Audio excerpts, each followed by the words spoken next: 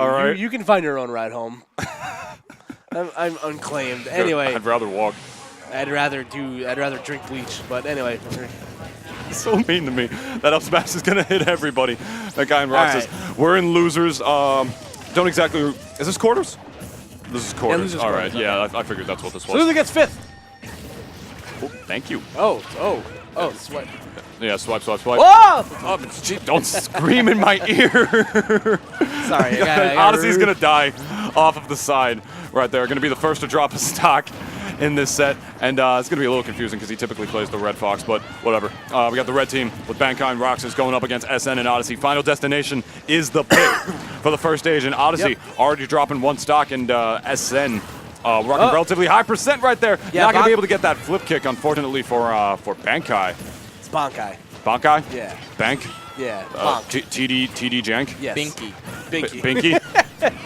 All right, so freelancer MK Leo? Yeah, yes, exactly. All right, so first stock is going to be lost for everybody except for Bankai here.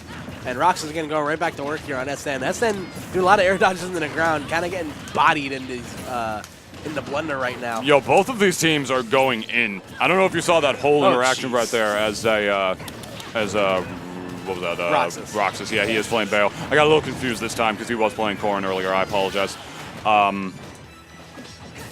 Gonna forward throw him? Yeah, what are you doing? You're trying to gimp Bayonetta? That's not gonna happen. I mean, yeah, Pikachu definitely has one of the best like offstage presences of the tournament eligible characters or tournament viable characters. Yes, but Bayonetta definitely has the sole proprietor of roofing capabilities in this game. Going to be able to kill SN right there at about 50. Yeah, and then the Thunder unfortunately taking stocks from both Bankai and Odyssey right there. So we'll see, man. Whatever Bankai and Roxas have been doing has definitely been working, as both blue team members are on their last stocks here. Yeah, it's already looking pretty good for these guys. Yeah, I mean the red team. I mean, a lot of these characters, I mean, all of these characters, actually, I should say, have really, really good up airs, but only 2 of them, the ones on the red team, are the ones that are most capable of roofing.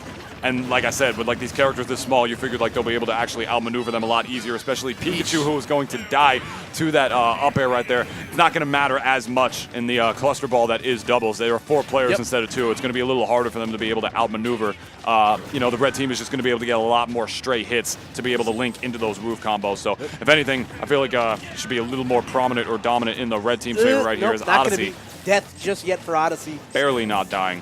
Yeah, just whipping that one out of shield. Yeah, Bankai has definitely been very comfortable going for the rogue boost kicks out of shield. This could be big damage coming out. Oh, trying to reset it with that forward air. I would have just gone for broke right there. Oh, the back air is going to send Bale at that bad, awful angle. Not going to matter, though, as the back air from Bankai will seal the stock right there. You know, I actually don't think Roxas was going to go for broke there because I think he recognized that he needed that forward air to try and bring Odyssey a little closer to him if he was DIing, potentially if he was DIing towards him, because another afterburner kick actually wouldn't have worked. He was a little too low, and he was a little too far away for another witch twist to connect. So forward air was the only one of the only options that was going to be able to connect to try and extend that combo there. But Odyssey still with the good SDI, or not good SDI, good DI, able to at least get out of that. But it's not going to matter as the red team is going to take the first game in this back to best of 3. Yeah, we are back of best of 3s. So yeah, in this back of best of 3 here in the losers bracket. This is losers quarters of this tournament. Winner of this set will... Never mind. I forget. Yeah, they'll move into semis. At the very least. They're going to play at least one of, like, 3 different teams. I don't quite know what's going to happen. Yeah. Yeah, FD's going to be back. We're going to go back to FD here for the second potential last game for these guys. Whipping that nair and that grab, but not that much of a punish by Odyssey. I think he thought he had to go take care of his teammate a little bit right there, but like instead didn't get that much damage on Bankai, but he's going to be able to do it right there, getting that clean 50. Yeah, again, the combo potential for both these characters is just so good. Like, whatever ZSS misses in regards to a follow-up, Bayo can just be there to follow it up with Witch Twist and afterburner kick in the works. So, neither of these characters are lacking in regards to to combos and damage. Absolutely. Yeah, we're running it back to Final Destination 2, which is, again, it's kind of an interesting pick. I mean, there are no platforms for Bayo and ZSS to be able to extend their combos on. So at the very least, there is that the blue team doesn't have to worry about. But one specific thing about Final Destination that makes it really, really hard to deal with Bayonetta in doubles is that up smash is going to be able to take Bankai's stock. Yes, sir. Is that when Bayonetta actually... when Bayonetta gets a member of the blue team into the combos, it's going to be really hard for the other member of the blue team to try and potentially save him because there are no platforms for him to be able to reach. So if Bayonetta's already too high, that might just be a guaranteed death for the member of the for the blue team member right there. So it's sort of like pick your poison when it comes to like do I want platforms for the Bayonetta to potentially kill me even earlier with these combos, or do I want to go to FD and then I could and then they won't be able to kill me as early, but I might not be able to save my teammate if my teammate is the one getting Bayonetta comboed. I think it's just further proof that Bayonetta is just such a fantastic character in dubs, to say the very least. And the scoreboard is not exactly showing it right now, as the blue team does have the slight lead, but not by much, as Odyssey is that's a lot of percent right there. Oh my that up God. smash is going to do it. That rage was insane. It really was. Like, to be able to react quickly enough to be able to punish out of the shield was nuts on Odyssey's part. That was nice. Oh, here we go. That's going to be it. Oh, Ooh, no. Wow. Oh, that was untechable, too. Oh, my goodness. She just sent him right down to the gutter. Yeah, that was... Definitely want to put the bumpers on for the next game. Was that a hate crime against furries? I'm not touching that. Yeah. Yeah, you shouldn't. So, again, even stocks across the board, even ish percents outside of Roxas is 82, but Bayonetta doesn't really care about your, what her percent's at, just because her combos are just going to, her combos can get the job done for her, man. Pretty much, yeah. Rage Bayo is very, very good. Ooh, actually saving him right there with the up air. Just completely contradicting what I was saying before. And that one, not going to do it against both. Bankai able to live just a little bit longer. His percent. Should be death? No. His percent was a little bit lower, and that's going to do it that time. Yeah, going to miss the back air, but Bankai falling into a false sense of security, going to get nicked by the up smash instead. So now, blue team sitting pretty in the driver's seat right now. Roxas is going to have to work pretty hard in order to bring this one back. Like I said, I don't think any of these characters inherently do awful against Bayo outside of, Fox and disadvantage, but most characters don't do great at disadvantage against Bayo. So. Of course. It's not exactly it's not you, it's me. Yeah.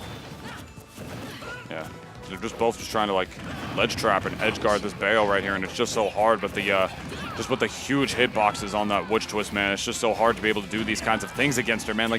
She just kind of gets back, She, at the very least, she just gets back to the ledge and is able to do her own thing like that. But, they just got to find some way to get her on stage and put her in a bad position. Maybe grab her if they can, land a fox down there or something, because that's how they're going to be able to do it. But you're not going to be able to kill Bayo off stage like that, just like that. Catching that roll right there, finally covering a get up option. And the winner is Fox. Great stuff there from the blue team. Absolutely. Good grit, showing their resilience and grit right there, Stuff kind of yucking it up. Yeah. Whatever strategy the blue team decided to mix up and try to employ for that second game really, really worked out for them, as that was the same stage they were at before. Recognizing that it might not exactly just be the stage, it's probably our adjustment that needs a little work. That's probably what we got to do right here. Yeah, it's an us thing, not a them thing. Yeah, but the red team is going to be going for the counter pick here instead. We're running into Smashville for the first time in the set. That's a first. That's a first to say at the very least. Yeah, Smashville, honestly, I don't think it's that great of a team stage. Just because it's really small and there's a lot of space to run away. The problems that Smashville has are just inherently made worse because there's extra players on the screen. So, well, that might be why the red team. That might be why the red team took the blue team here. They might want the blue team to have less space for them to run away, so they could just catch them in these in their patented combos.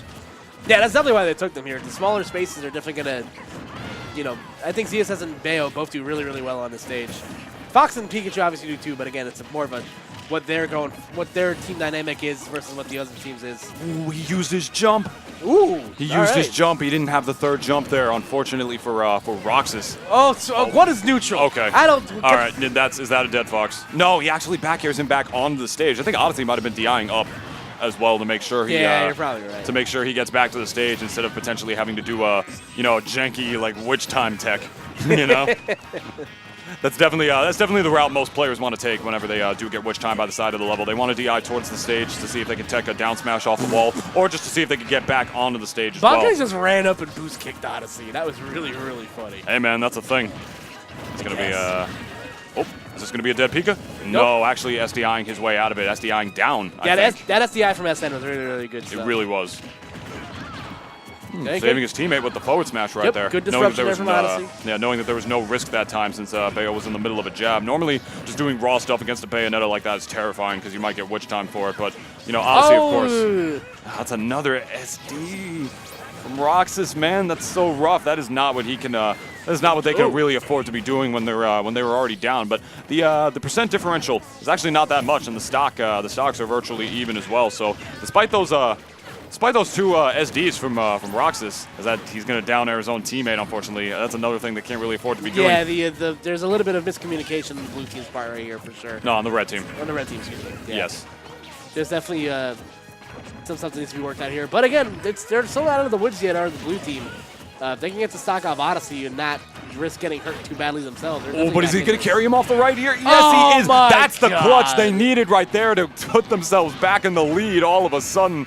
Oh my God, Bayonetta, ladies and gentlemen. Good stuff to Roxas. If you're lost and you look out and you will find death. Stock after stock. Ooh, good disruption under the boost kick right there, saving Odyssey's bacon right there. Yeah. Oh, he gets the jab block and gets the up smash. That'll kill Bankai. Oh. Excuse my voice crack. I just turned 16 again. I didn't even notice it, man. Yo, it's like, yo, you ever see that meme? What percent did I die from Bayonetta at? 17 again. All right. Oh, but that's going to be death coming out for Odyssey now, and now SN's going to have to do the 1v1 against Roxas. Oh, man. And this is actually not even, it's not, as far as like bad matchups for Bayonetta Oh, no, he's go. dead. As far as like bad matchups for Bayonetta go, Pikachu does not do bad against this character at all. But just as I say that, he's going to be able to rack up Mama Luigi. 80%, but it's not going to matter with probably the most unfortunate SD that I've ever commentated over in my life. Yeah, there's a lot of spaghetti happening in that set. It's really unfortunate there for SN and Odyssey. Very, very anticlimactic, and the red team is going to be able to move on to loser semis here at XenoSaga. Yes, sir.